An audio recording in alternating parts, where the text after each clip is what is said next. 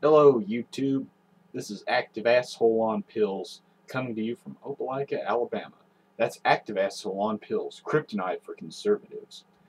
For as long as I can remember, I've been hearing a lot of back and forth between every brand of civil activist the center left has to offer regarding two approaches to achieving policy changes through the civil sector, with these two approaches being the Democratic Party's Congressional Progressive Caucus and the U.S. minor party, the United States Green Party.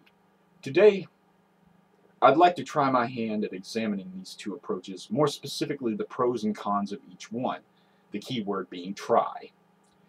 Now, before I start, I'd like to go ahead and make it clear that I've tried the third party politics route before.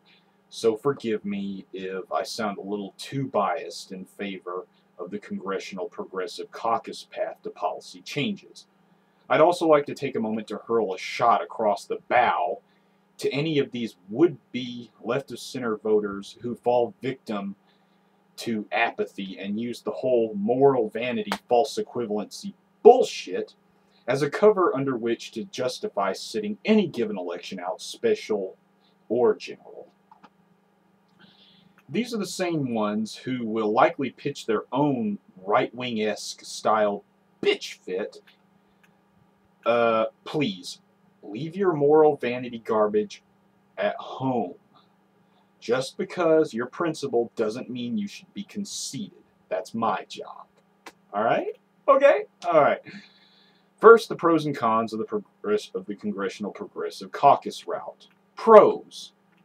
1. The Democratic Party already has major party status. This goes without saying. Because of this, enlarging the Progressive Caucus as a component of the Democratic Caucus in Congress is as simple as paying a filing fee and running a strong enough campaign to win the Democratic primary and later on the general election, depending on what kind of district you're in.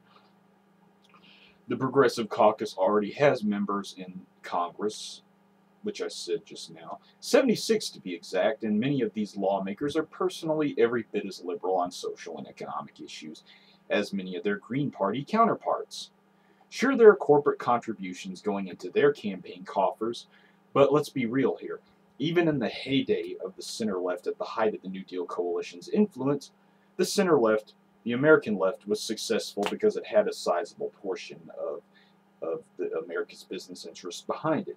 Needless to say, the influence of corporate money is a double-edged sword that can and does hurt the efforts of center-left advocates. But I will get to that side of the equation momentarily. There are tens of millions of American voters who are already registered as Democrats or identify as Democrats. In fact, there are around 70 million Democrats in the U.S. Generational family political identification gives this route a built-in existential advantage, both for better and for worse. Cons. Number 1. The Democratic Party as a whole is prone to rightist and corporatist infiltration. The Blue Dogs were founded originally by conservatives who weren't hardcore enough on the John Bircher crazy scale to win a GOP primary, and largely out of some self-defeating hatred of the liberal brand by Southern Democrats following the drubbing congressional Dems took in the 1994 midterm elections. It's believed in some circles that Rahm Emanuel himself, originally from Auburn, Alabama, helped found the Blue Dogs as a means to allow rightists to subvert our side from the inside of the Democratic Party. On a side note, I'd like to add that I personally knew Glenn Crowder, a founding member of the Blue Dogs Coalition from my home district, 3rd Congressional District. He served as the representative from my home district in Congress and later taught as a professor at JSU. Why am I being redundant? In Jacksonville, Alabama. I used to go on walks with the dude and go to the gym with him in the morning. Nice fella, I guess, but again, we have ideological differences, to say the least. But after the guy's time in Congress is over, he's actually come out and he's got his you know, this whole thing where I guess there's some repenting going on. I don't know. The DLC, which later changed its name to the Third Way, was founded in the 1980s by guys such as Rahm Emanuel with the purpose of attracting donors from the same business interests that now currently own the GOP. These two little thorns, as I like to call them, constantly watered down the efforts, our efforts, from within the Democratic establishment. And I'd like to say that I didn't really write this one down in my transcript or anything, but I'd also like to add, for better or for worse, from the whole existential advantage that we have in registered voters. I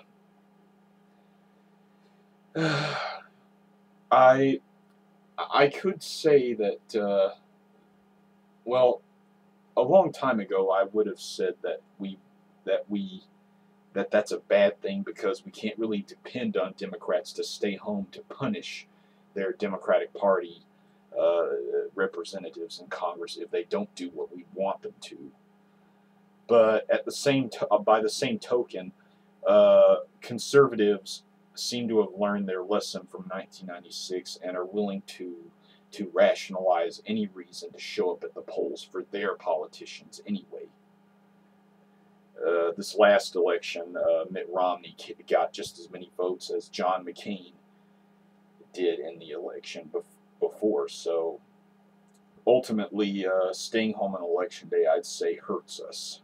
So I'm not. Again, I've already cleared that earlier on. Now let's examine the U.S. Greens approach. Oh boy, this one's probably going to get me some shots across the bow. But remember when I say this.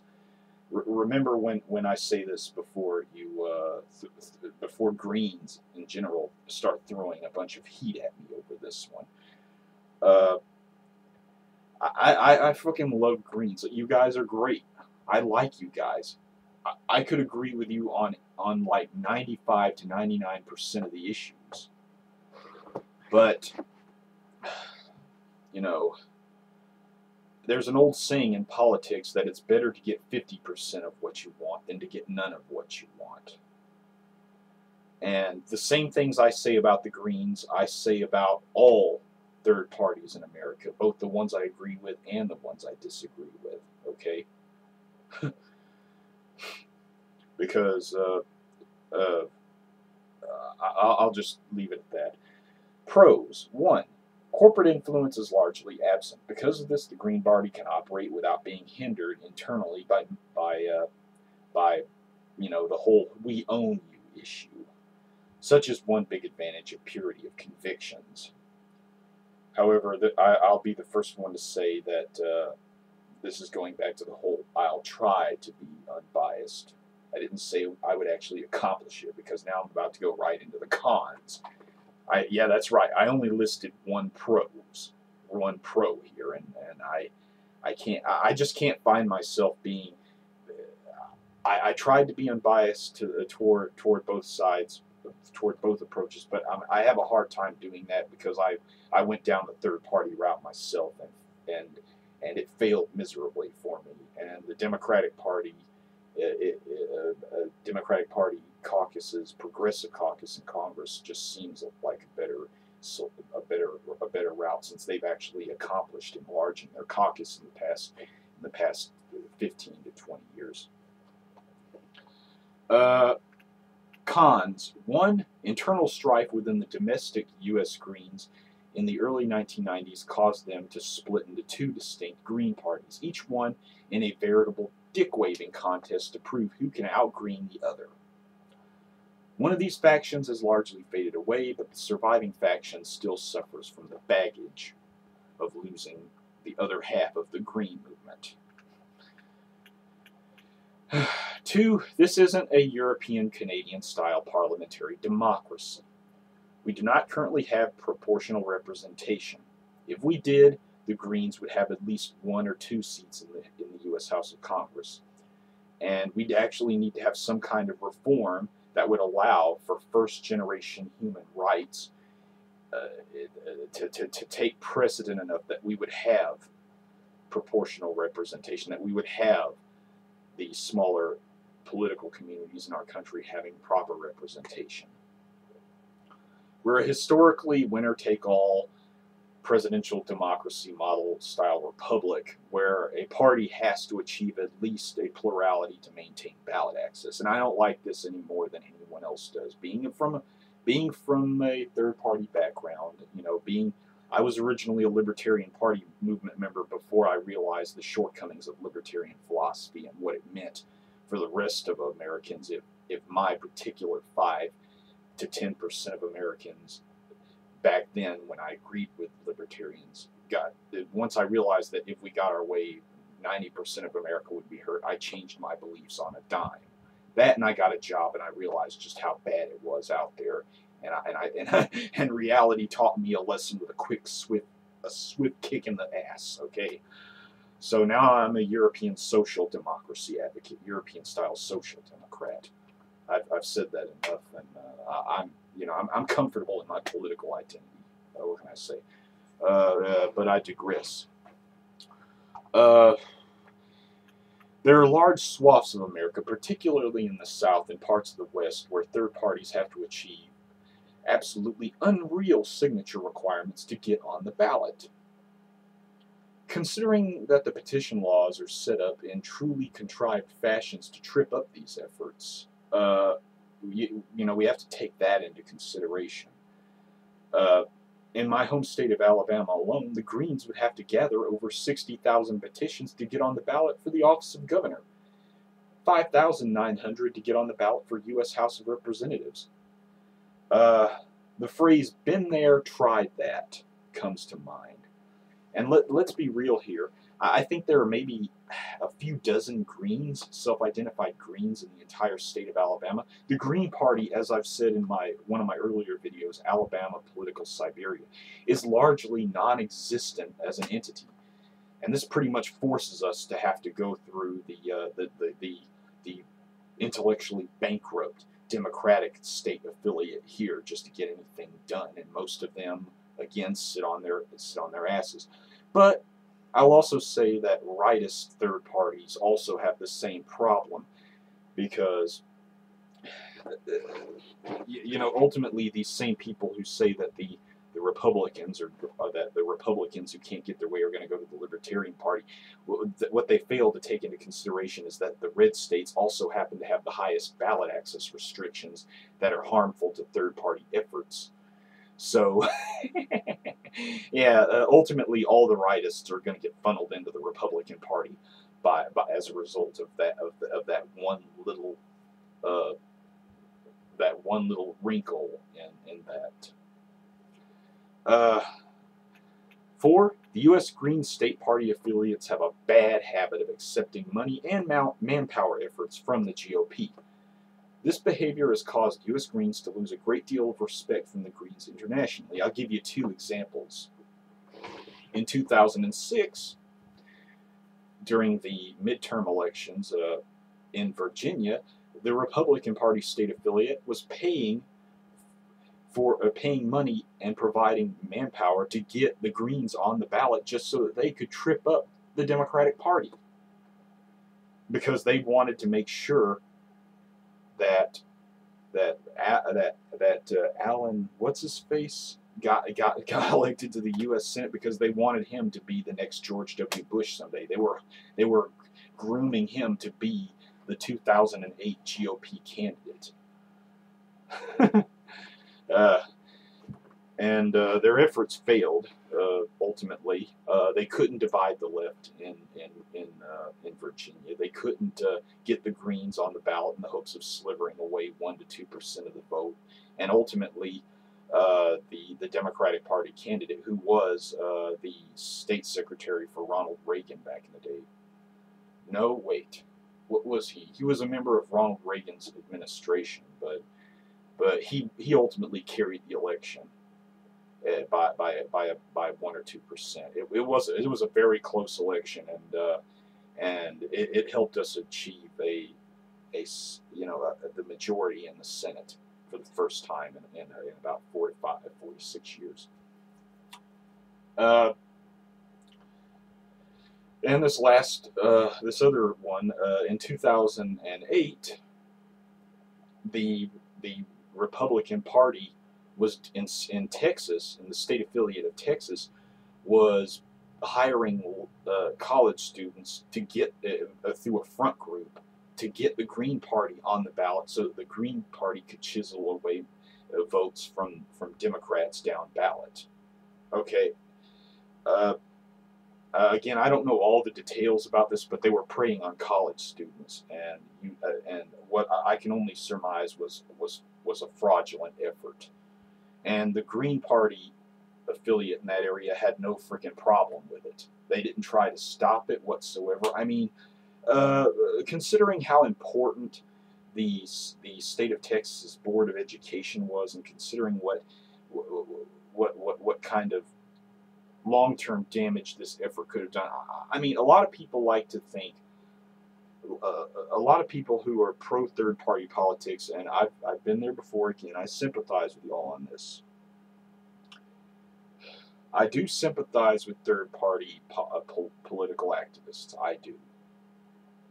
Been there before, and I know how hard it is.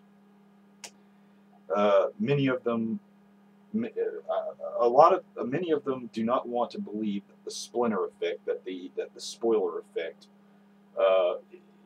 is viable. But the fact of the matter is, it does happen. It happens. It does happen, and I understand that's who you want to vote for. You have every right to vote for whoever the hell you want. It's your vote. Okay, you have a right to vote for whoever you want to. But time has chiseled away at my young idealism, and has made me far more pragmatic on the issue of making sure that the battle for economic and social justice is a strategic one, as well as a principled one.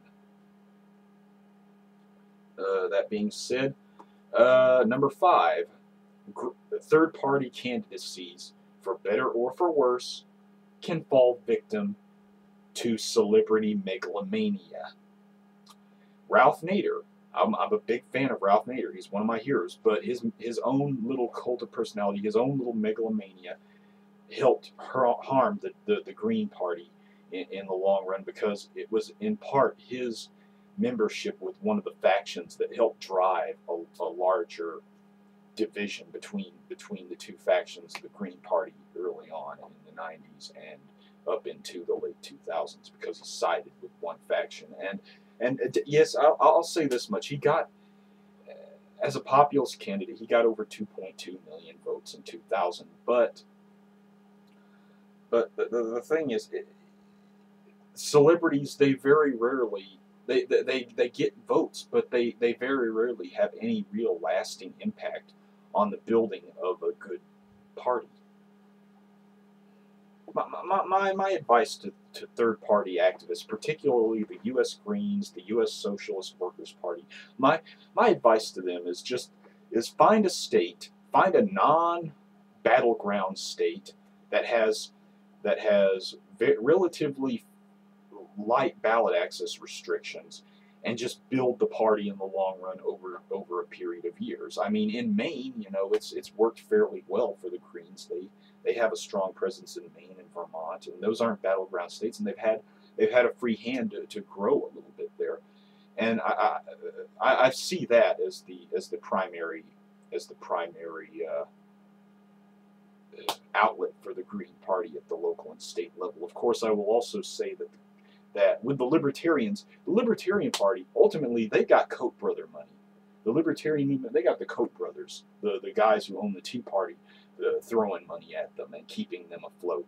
The libertarian philosophy, the von Mises Institute, these people, they have Koch brother money. The Green Party doesn't have that to fall back on, so they have to be far more strategic.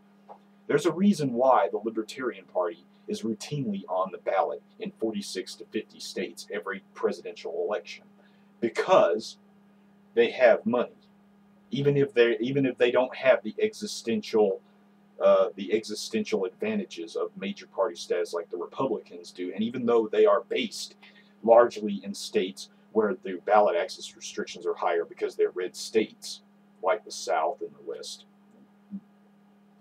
You know, they still have money. You know, they got money and they use it, but they're kooks for the most part. They're the dregs of the Republican Party.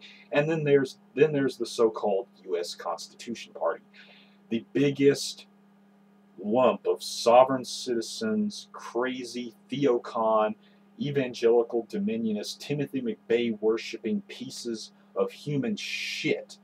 Just the Constitution Party and the Tea Party people, they're the same freaking people, okay? It's just that one group of John Birchers wanted to use the Republican Party route.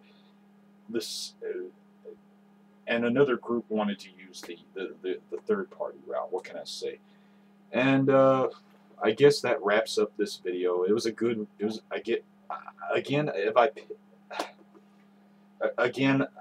I have a hard time trying to be kind to the third party route. I do. And I said before, the key word is I'd try. I didn't say I'd succeed. Again, that's my little rant on this issue.